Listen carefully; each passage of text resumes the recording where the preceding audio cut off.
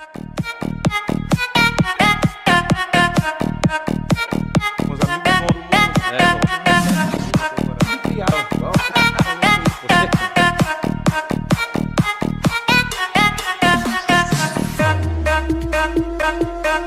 Estamos chegando aqui na nossa Rede Brasil de televisão. Obrigado aí pelo carinho, obrigado pela sua audiência. Que bom estar chegando na sua casa, no seu trabalho. Obrigado, gente. Você ligado aqui na Mania FM, obrigado aí pelo carinho. Na GDS Web Rádio Brasil, na GDS TV Brasil. Obrigado a todo mundo pelo carinho. Estamos também nas nossas plataformas digitais. Estamos no YouTube, estamos no Facebook, no Kawaii, estamos também no Instagram. Estamos aí, uma rede. A partir de agora, o nosso convidado aqui no programa é o Dr. João Paulo Almeida, intensivista do Hospital Evangélico no Litoral, lá em Itapemirim, um hospital que está com uma estrutura gigante na região litorânea aqui do sul do estado do Espírito Santo. Dr. João Paulo, que prazer, honra, alegria receber você aqui no programa. Tudo bem? Tudo bem. Obrigado pela oportunidade, feliz em estar aqui com vocês, compartilhando um pouquinho a nossa experiência e falando um pouquinho daquilo que eles não sabem, daquilo que a população ainda está carente de saber, carece de saber. Quanto é a nossa tempo estrutura lá no litoral. Quanto tempo de médico? De médico, tem bastante tempo. Já tem um tempinho? Tem um tempo, porque tem a formação médica, tem as especializações. Tem essa pinta de menino aí, mas mas você se formou há muito tempo. Para intensivista são 10 anos, então assim, já médico então já tem mais de 6 anos. O que é um intensivista? Intensivista é o profissional, aquele que toma conta da rotina de uma UTI, né? É aquele que conduz os casos, é aquele que está dentro da unidade de terapia intensiva, dentro dos casos mais graves que tem dentro de um hospital. Então a gente, se especializa em pacientes graves. Numa UTI é o último estágio do paciente. Isso. Né? É um último estágio e não é. Né? Porque, eu estou falando no sentido da recuperação. De sem dúvida, sem dúvida. Né? Tem todos os estágios que chegam de um paciente grave e quando está nesse último estágio, a gente está lá preparado para poder dar o maior suporte. É onde os profissionais estão acostumados com esse tipo de gravidade. Os pacientes mais graves, mais complexos. Então, é o suporte mais avançado que tem dentro de unidade hospitalar, com certeza é a UTI. Então, a gente está preparado para isso. Eu já entrevistei algumas vezes o Bruno Rezende, que é médico, seu colega, e hoje deputado. O Valério esteve aqui no programa, Rezende também esteve aqui no programa. E aí, na nossa conversa, eu percebo sempre a preocupação e a fala deles no atendimento humanizado, mas não só o paciente, mas o familiar, porque você está numa área que eu imagino que o familiar está todo o tempo lá, não é isso? Perguntando como é que está, doutor, tem jeito, não tem, não é isso? Nós somos, minha fala, eu acho que já é um pouco clichê para aqueles que me conhecem, nós somos responsáveis pelo amor da vida de alguém que está ali. Então, assim, se está no último estágio, então a gente precisa dar muito amor e carinho para aqueles pacientes, e a gente não é responsável só pelos pacientes, nós somos responsáveis pelas famílias também. Então, a gente tem que acolher, dar carinho, dar amor, e ter um diferencial. Porque ser médico é muito mais do que você compreender livro e rodapé. Né? A gente tem que saber cuidar, tem que saber dar amor, né? Tem que saber acolher, entender o que o paciente está passando naquele momento e o que os familiares estão passando naquele momento com aquele ente que está ali, dentro do estágio tão grave. Hoje nós percebemos, né, que, diferentemente do passado, os médicos, eles estão especializados em áreas, né? Tem médico, por exemplo, que cuida da mão, outro cuida do joelho. No seu caso aqui, você é intensivista, está lá na UTI. O que leva o médico a escolher? Por exemplo, o que te levou a escolher essa especialização? Sendo bem sincero, eu não tenho a mínima ideia como eu parei aqui nessa loucura toda. Eu não consigo compreender os planos. Eu acredito tudo em que é algo muito maior do que nós. Eu acredito que a gente é escolhido em determinados momentos. Alguns até escolhem visando alguma parte financeira, alguma coisa assim. Mas os médicos, como a medicina é muito ampla... Isso chega no momento da residência? No momento da residência. A gente termina a medicina, né? Terminou a medicina, você é um médico generalista, normal. Isso. E a partir daí, para você se especializar, você tem os programas de residência médica. né? Que é residência, porque o médico praticamente reside dentro dos hospitais, moram dentro dos hospitais, para poder se especializar em determinada área. E aí cada um vai dentro daquilo que acha que é o melhor para a pessoa, porque a medicina, como ela é muito ampla, se você tentar ser tudo, você não vai ser nada. Sim, sim. Né? Então, para isso tem as especializações e aí a gente faz provas, nós fazemos provas, igual o novo vestibular. Voltando um pouquinho na minha fala agora há pouco, se a gente volta alguns anos atrás, a gente volta a 30 anos atrás, sim. A gente não tinha tanta especialidade. Não tinha. O avanço na medicina também está relacionada a essa questão de especialistas em áreas diferentes, e aí tem uma profundidade maior no estudo, em pesquisa, é isso? Sem dúvida nenhuma, sem dúvida nenhuma. Com o avanço da medicina, novos diagnósticos, as pessoas conseguem focar em pouco e focar bem e até aprimorar tudo isso que já vem acontecendo, né? Por isso que tem tantas especialidades e a medicina vem avançando cada vez mais e a gente acredita que possa vir a ter muito mais curas, muito mais diagnósticos ao longo do tempo, graças a essas especializações, porque senão todo mundo vai tentar fazer muita coisa e não vai conseguir, não. É isso, né? É mais ou menos isso aí. Nós estamos avançando nessa questão, a ciência avança nessa questão da medicina. Sem dúvida. Como médico, você percebe isso? Novas medicações, novos imunobiológicos, são medicações para pacientes graves com doença autoimune. Antigamente, faleciam os pacientes e a gente não tinha nenhum diagnóstico do paciente. Né? Não, morreu de velhice, morreu por...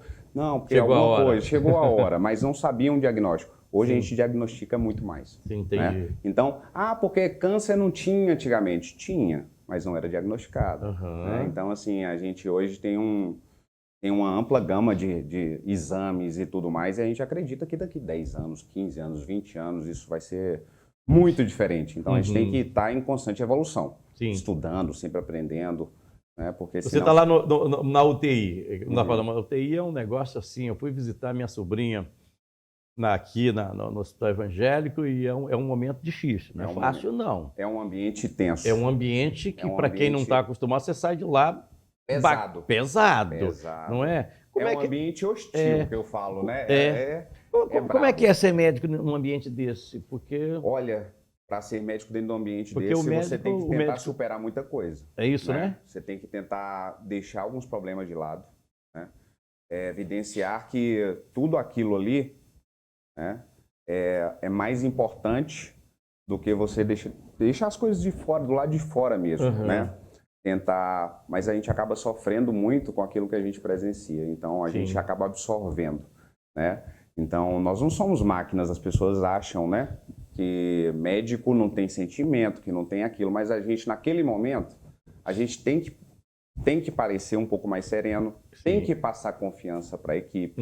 Se a gente desesperar junto com a família, né, vai ser uma tragédia.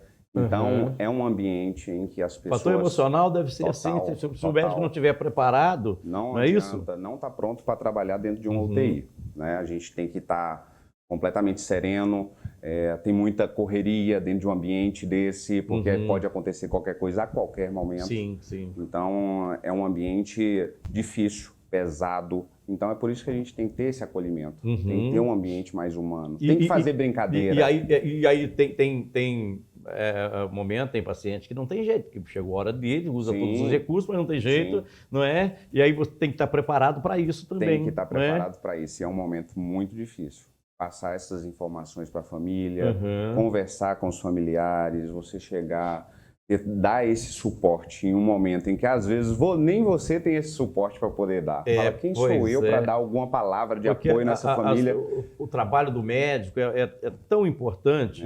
Eu costumo dizer que tem algumas profissões, nós estamos falando aqui da sua, né, que além de médico, trabalha numa UTI. Imagina o fator emocional, se não tiver um autocontrole, tá ferrado. Jogador de futebol, que às vezes o cara está jogando lá, o torcedor está lá xingando a mãe do jogador, xingando o cara, tudo inteiro. O cara está no trabalho dele, está executando o trabalho dele. Como é que você trabalha com isso?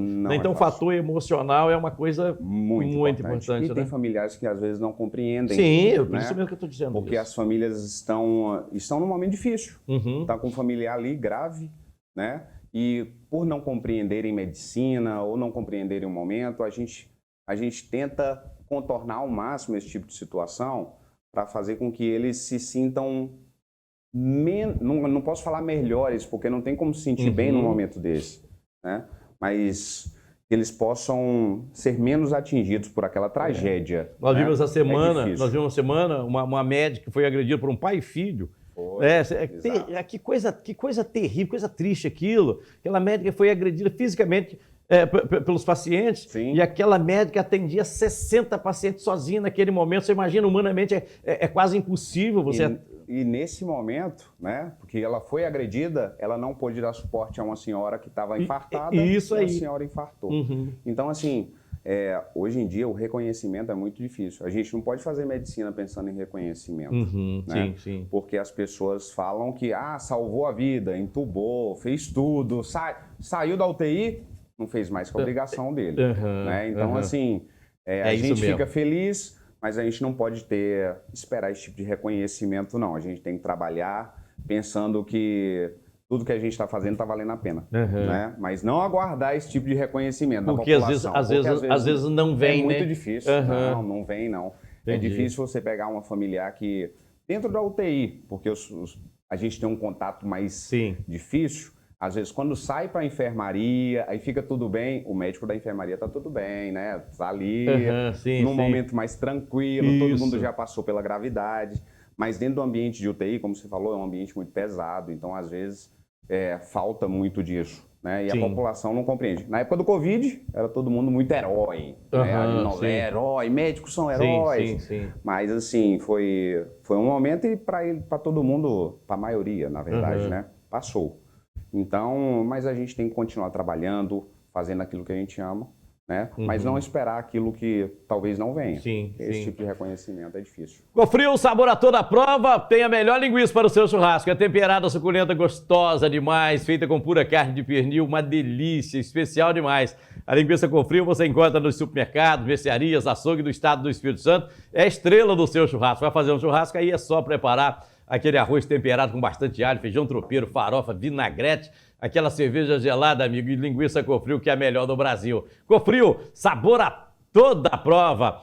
Doutor João Paulo Almeida é o nosso convidado de hoje, intensivista, trabalha na UTI do Hospital Evangélico do Litoral. Doutor, vou puxar o intervalo comercial aqui e nós vamos voltar para falar da estrutura do hospital, daquilo que é feito, que está sendo feito lá no litoral, no município de Itapemirim. Tá bom? Combinado? Combinado. Intervalo comercial rapidinho e voltamos já. Segura aí.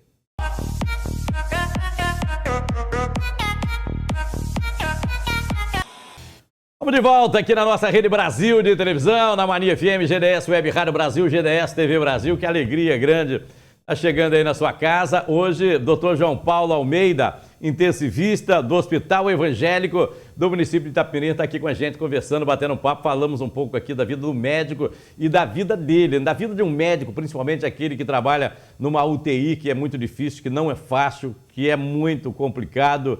Você está lidando com esse momento da saúde do paciente, que grave, quem vai para a UTI, porque está numa situação grave, né? Quem está bem não vai para a UTI. Então tem que lidar com o paciente, tem que lidar com a família, não é fácil não. O primeiro momento foi para isso. Vamos falar aqui da estrutura do Hospital Evangélico. Como é que você era do Hospital Evangélico aqui de Cachoeiro? Aqui de Cachoeiro. Aí, aqui de Cachoeiro. Foi lá para o litoral? O litoral sempre existiu como Santa Helena, né? Sim. Até o Hospital Evangélico daqui tomar conta de lá. Há 13 anos atrás? Há 13 anos atrás, aproximadamente, né? E aí, dentro dessa estrutura que já tinha lá, né, foi pensado na montagem de uma UTI, né? Foi um sonho do Marlos, né? O Marlos Thompson, que é coordenador da UTI daqui do hospital, hoje diretor técnico do Hospital Evangélico Até do então Litoral. lá não tinha UTI? Não tinha UTI. O paciente que precisava de UTI lá, trazia correndo para cá? Para cá, e se tivesse vaga, né? Sim. Então, assim, isso antes da Covid acontecer, né? Então, foi tudo preparado, pensado, pegaram uma estrutura que não existia absolutamente nada lá, fizeram uma UTI de 20 leitos, né? Foi toda planejada, olhada, a parte física da coisa, né? Quanto à estruturação de equipamento. né? Então, a montagem de um UTI é um negócio meio complexo, né? O equipamento caro, não é isso? Além do equipamento, tem que seguir regras, né? Tem regras a serem seguidas de componentes por cada box, por cada leito, né? Então, tudo planejadinho, como se fosse uma UTI estruturada de um hospital particular, de qualquer centro, de grande centro mesmo, né? E aí, um mês antes da pandemia, né, o Dr. Marlos ele inaugurou, nós tivemos a oportunidade de estar nessa inauguração, eu, a Flávia Bilho, né?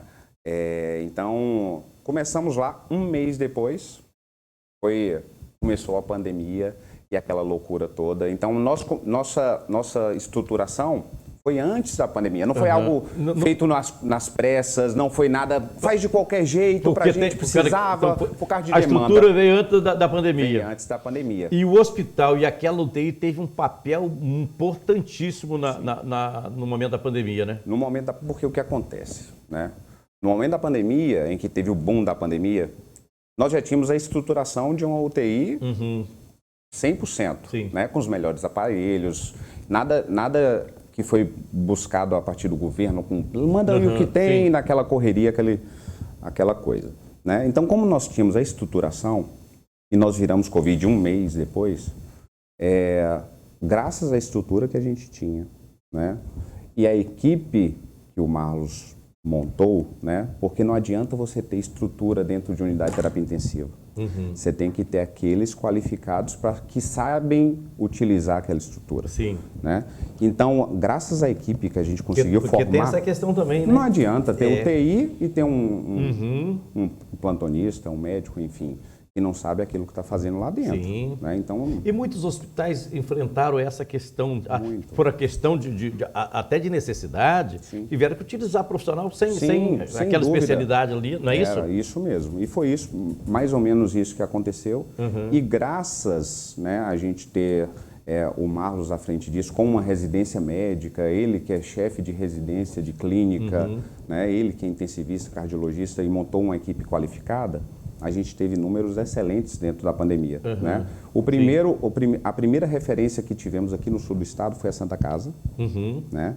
E depois que a Santa Casa teve né, a lotação máxima quanto a pacientes com Covid, nós fomos o segundo a abrir os 20 leitos para Covid. Né? Então, assim, a gente acabou sendo referência mesmo no sul do estado e os nossos números foram bons, né? Graças a essa qualificação. Na época da Covid, abriu leito, tem leito, mas não tem profissional capacitado para... Então, quem pode ajudar? Então, assim, era mais desesperador mesmo. Né? Então, tinham pessoas sem nenhum tipo de... Mas eram pessoas que queriam ajudar de alguma maneira. Né? Precisavam ajudar de alguma maneira e se comprometeram. Então, assim, a gente... É difícil até julgar nesse momento, naquele momento que a gente viveu. Claro, né? claro. Quem falou assim, eu posso, eu vou, né? Mesmo que não tenha aquele tipo de qualificação. Isso aconteceu no país todo, em todos os hospitais. Eu imagino que no mundo tenha sido isso. Exatamente. Então, assim, as pessoas se prontificar, tá no front, né? De frente ali, todo paramentado, sem dormir, sem comer direito, nos pacientes graves. Então, todo mundo que conviveu com isso, hoje em dia, a gente não poderia a população poderia até julgar, mas é difícil a gente pegar e olhar ao lado do próximo. A gente tem que pensar nisso. Falar assim, as pessoas, não sei o que eu estou fazendo, mas eu estou aqui, gente, para ajudar, né? Porque senão não teria ninguém. Né? Então, essa época foi meio nebulosa. A gente consegue falar em quantidade de pessoas que o Hospital Evangelho de Itapemirim atende hoje? Hoje em dia, até o hospital como um todo, né, nós temos 20 leitos de UTI. Eu estou te fazendo essa pergunta que eu não sei se você me responde no hospital num todo. De UTI eu tenho, de UTI eu até tenho número, né? Mas assim, hoje na UTI, até o dado momento, né, até junho agora, aproximadamente mais de 200 pessoas passaram pela UTI. Né? Então, assim, com mais 80% de alta. Então, isso é importante. Também de onde vêm esses pacientes que vão para Itapemirim? Entra também naquela regulação de vagas do Estado. Regulação de vagas do Estado. Tudo é pela regulação de vagas. Pode receber da Grande Vitória, pode receber daqui do sul do Estado e tal. Eu imagino que a preferência é daqui. Nossa prioridade é sul do Estado. É Marataízes, é Itapemirim, é Presidente Kennedy. Né? Mas a partir do momento que a gente tem essa central de regulação de vagas, né, a gente tem que ter uma parceria muito grande, porque algumas coisas só são realizadas num grande centro, né? Sim. Então, algumas cirurgias, né? Então, o que acontece? Eles às vezes pedem algumas vagas. Ah, olha, eu sei que você tem vaga aí, eu estou com um paciente aqui no Hospital X, que aqui faz cirurgia, uma cirurgia extremamente complexa, só que eu não tenho um leito aqui. Eu posso tirar um paciente daqui para ir para poder fazer a cirurgia e salvar uma vida? Lógico. Entendi. Né? Então, a gente tem que ter esse tipo de parceria. Então, a gente pega paciente de Vitória, Serra, às vezes Linhares, até do Norte, Aracruz, né? Vem gente de Colatina, já apareceu gente de todos os lados. Vila Velha vem, Serra, mas a prioridade é sul do estado. E a gente está sempre cheio, né? O que mostra que a demanda é alta, a necessidade de leitos de terapia intensiva, né? Para o sul do estado. O Jati, quando esteve aqui no programa, Jati Moreira, que é quem cuida de captação de recursos para o hospital, ele esteve no programa e eu fico atento a essas falas. O Jati rapidamente falou assim: Parrara, você precisa trazer alguém do Hospital de Itapemirim para você ver o investimento que foi feito lá, a estrutura que foi montada lá para atender aquela região. Mas só falou assim, eu falei, tá, então vamos cuidar disso. Quando ele falava dessa estrutura, desse crescimento, dessa melhoria que aconteceu lá, ele estava falando de quê? Ele está falando de absolutamente tudo. Né? Nosso UTI, quando as pessoas vêm de um grande centro como esse, não, meu familiar estava no hospital em Vitória, meu familiar estava no hospital em Serra, meu familiar estava no hospital em Vila Velha. Entra na nossa UTI e fala, eu estava com medo porque era Itapemirim e eu não sabia o que encontrar dentro do interior. Né? E a gente, graças a todo esse investimento, né, a direção fez uma coisa absurda, que foi um oásis ao meio do deserto. Assim. Foi uma coisa em que temos os melhores ventiladores mecânicos, temos ecocardiograma, né? Ou seja, a gente consegue fazer ultrassom dentro da UTI. Você está falando dentro da UTI. Você está falando da estrutura que o profissional médico tem lá para atender o paciente. Capacidade para fazer esse atendimento no paciente. Então, assim, poucas UTIs a nível nacional tem esse tipo de estrutura. Né? Os ventiladores são utilizados em Belo Horizonte, em São Paulo.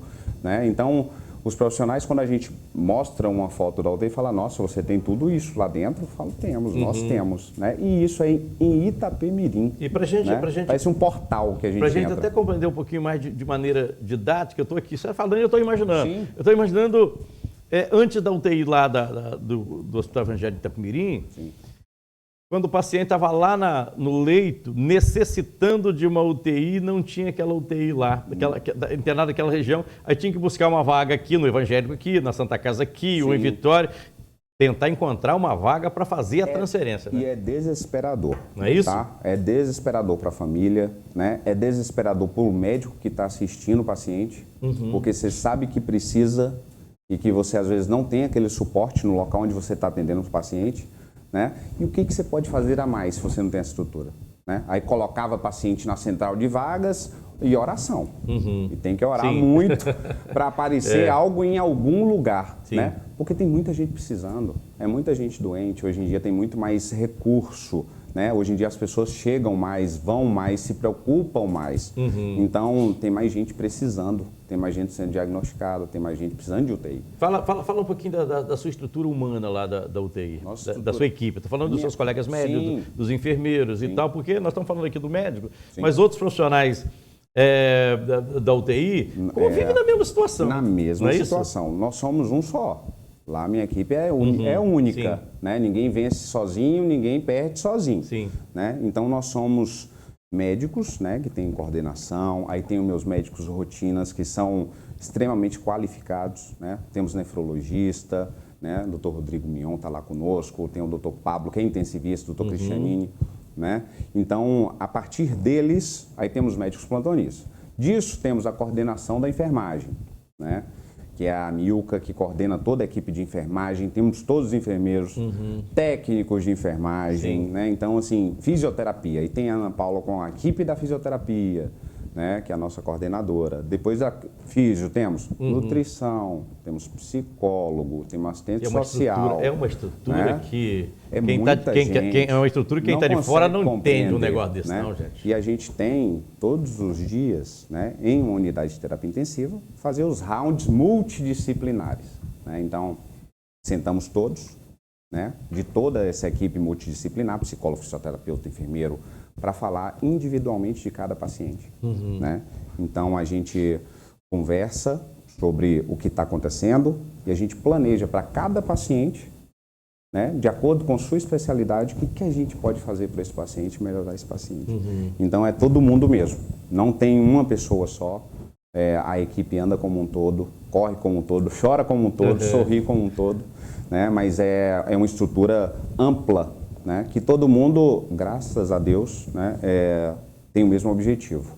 Então, eles compram a briga, compram a ideia dessa loucura que é trabalhar na terapia intensiva. É muito legal, muito bacana a gente acompanhar o crescimento aqui do Hospital Evangélico. Né? Eu que acompanhei como cobri muitas vezes o Hospital Evangélico aqui em Cachoeiro com a porta fechada. Quando ele fechou as portas, teve que pegar os pacientes, levar para o hospital, porque não tinha condição de se manter. E aí um grupo assumiu, Zé Afonso Coelho, pai do Vitor, junto com o doutor Marinho Salviano, aquela equipe, assumia aquele hospital naquele momento, aquele hospital veio num crescente, e aí virou esse hospital referência aqui, Cachoeiro. E aí quando você vem aqui e fala que além desse aqui, nós temos aí Itapemirim, um braço e um braço forte. É fantástico, é maravilhoso, porque o objetivo é o paciente, é a população, né? E assim, eu tenho muito orgulho em falar de tudo isso do Hospital Evangélico, porque quem trabalha lá e quem viveu lá, quem se especializou lá, a gente acaba vestindo a camisa, né? Porque a gente sabe do tratamento humano que aquela equipe tem, né? A gente fala, nossa gente, mas aqui eu tenho na cardiologia os melhores cardiologistas, né, que não saem daqui por nada, né? Tem o Bento, tem o Saulo Ayub, que é um fenômeno hemodinamicista, né? Temos a parte da clínica médica, um absurdo de gente competente, né? Tudo, da parte de oncologia, o Polido, né? Mestre, né? Então, Sabina vindo Pulido. Aqui com o Sabino e o Polido, com o Hospital do Câncer que está vindo aí. E assim, parece que a gente é meio clichê, né? Porque a gente veste a camisa mesmo. Sim, mas é real, mas você está falando de uma realidade. É uma realidade, né? Sim. A gente que já trabalhou em outros hospitais, que já viu muita coisa, vivenciou muita coisa. Então, a gente acaba abraçando a loucura que né? Em prol de paciente e muitas vezes em deterioro de nós mesmos e de nossa saúde. A gente Doutor João Paulo, nosso tempo estourou aqui, amigo. Eu quero agradecer muito, uma honra, uma alegria ter aprendido um monte de coisa aqui com você no programa de hoje. Obrigado, tá? Grande abraço. Agradeço a oportunidade. Está retornando para Itapemirim agora? Retornando agora. Obrigado, vim aqui doutor. bater um bate-papo e já vamos de volta. Obrigado, doutor. Obrigado. Hoje, nosso entrevistado, doutor João Paulo Almeida, intensivista do Hospital Evangélico do município de Itapemirim. Nós estamos fechando o nosso programa aqui na Rede Brasil de Televisão. Para você, um grande beijo, fique com Deus e até amanhã, se Deus quiser, gente.